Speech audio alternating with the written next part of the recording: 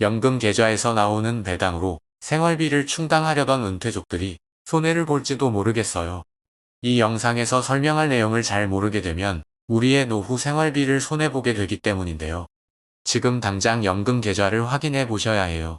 바로 세제 혜택의 변경 때문인데요. 최근에 회사에서 은퇴하고 국민연금이 나오는 시기까지 개인연금을 개시해 생활하려던 50대 A씨는 회사에서 퇴직하고 난 이후 개인연금을 믿고 맘 편히 은퇴를 결심했는데요. 그런 A씨가 최근 정부에서 개편한 절세계좌에 대한 세금 정책 변경으로 많은 세금을 내게 되고 다시 일터를 적극적으로 알아봐야 하는 상황에 이르렀어요. 은퇴를 생각하고 계시는 여러분도, 은퇴는 남았지만 배당을 통해 복리의 수익을 거두려는 시청자분도 모두 집중해서 보셔야겠어요. 왜냐하면 절세계좌만 믿고 생활금을 출금하고 은퇴하려던 계획이 물거품이 될 수도 있는 문제이기 때문이에요. 또 평소에 은퇴계좌, 퇴직계좌는 알아서 잘 굴러가니까 하고 마음 놓고 계셨던 분들도 결코 남의 일이 아닐 수 있다는 점을 명심하세요. 저도 개인연금, IRP, ISA 등 개인연금 계좌 및 절세계좌를 운영하고 있는데요. 세제 개편 뉴스가 나오자마자 덜컥 마음이 내려앉았어요. 하지만 다양한 포트폴리오를 생각하고 있다 보니 개인적인 타격을 최소화할 수 있는 방안을 분석해봤어요. 이번에 제가 알게 된 정보를 남김없이 알려드릴 테니 잠깐만 시간 내셔서 여러분이 풍족한 노후 생활과 더불어 세금을 최소화할 수 있는 방안을 찾으시길 바라는 마음으로 영상 시작할게요. 2024년 1월부터 ISA, 연금저축, IRP 같은 절세 계좌에서 국내 상장 해외 ETF로 배당을 받을 때 세금 혜택이 사라졌어요. 이 변화는 사실 2021년에 이미 결정된 내용이었는데 3년간 유예해주다가 올해부터 적용된 거예요. 그런데 많은 분들이 이런 변화가 있을 줄 몰랐던 것 같아요. 쉽게 설명드리면 예전에는 미국 주식에서 배당을 받을 때 미국에서 15% 세금을 떼더라도 우리나라 국세청에서 다시 돌려줘서 절세 계좌에서는 세금 없이 재투자할 수 있었어요. 하지만 이제는 그 환급이 없어져서 배당받자마자 바로 세금이 차감돼요. 더 큰 문제는 이중과세인데요. 배당받을 때 이미 세금을 냈는데 나중에 연금으로 받을 때 또 세금을 내야 해요. 정말 억울하죠. 예전 2023년까지는 정말 좋은 시스템이었어요. 미국 주식에서 배당금 100만 원을 받으면 미국에서 15% 세금인 15만 원을 떼고 85만 원이 들어왔지만 우리나라 국세청에서 그 15만 원을 다시 돌려줘서 결국 배당금 100만 원 전액을 받을 수 있었거든요. 그래서 절세 계좌에서는 세금 걱정 없이 재투자할 수 있어서 복리 효과를 톡톡히 볼 수 있었어요. 하지만 2024년부터는 상황이 완전히 달라졌어요. 미국에서 배당금 100만 원을 받으면 여전히 15%인 15만 원의 세금을 떼고 85만 원이 들어오는데 이제는 국세청에서 환급을 해주지 않아요. 그러니까 절세 계좌에도 이미 세금이 차감된 85만 원만 들어오게 된 거죠. 이렇게 바뀌면서 절세 계좌의 가장 큰 매력이었던 세금 없이 재투자하기가 불가능해졌어요. 게다가 나중에 연금으로 받을 때 또 세금을 내야 하는 이중과세 문제까지 생겨서 투자자들이 정말 당황스러워하고 있어요. 그래서 이제는 투자 전략을 완전히 다시 짜야 할 상황이 되었답니다. 이번 절세계좌 과세 시스템 변화가 우리 투자자들에게 어떤 영향을 미치는지 조금 더 차근차근 설명해 드릴게요. 가장 큰 타격은 과세 이원 효과가 완전히 사라진 거예요. 예전에는 배당금을 받으면 세금을 내지 않고 바로 재투자할 수 있어서 복리 효과를 제대로 누릴 수 있었는데 이제는 배당을 받을 때마다 즉시 세금이 차감되니까 재투자할 수 있는 돈이 크게 줄어들었어요. 장기적으로 보면 이 차이가 정말 엄청날 거예요. 두 번째로는 손익통산 혜택이 크게 줄어든 점이에요. 전에는 배당 소득이 100만 원 있고 투자 손실이 50만 원 있으면 실제로는 50만 원에 대해서만 세금을 냈는데 이제는 배당 소득이 들어올 때부터 이미 세금을 떼고 들어오니까 이런 혜택을 볼 수가 없어요.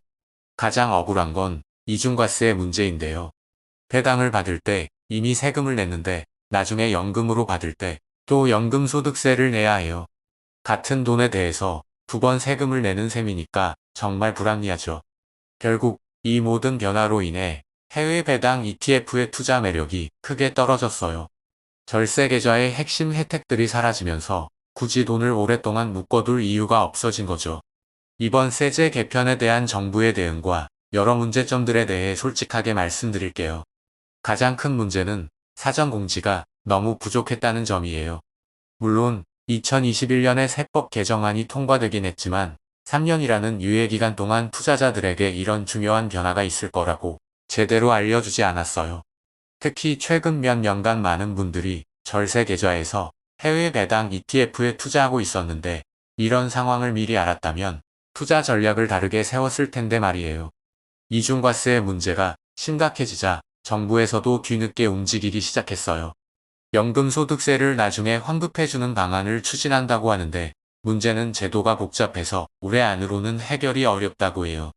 그러니까 당장 피해를 보고 있는 투자자들은 언제까지 기다려야 할지 모르는 상황인 거죠. 정말 아이러니한 건 이번 개편의 목적이 절차 간소화였다는 점이에요.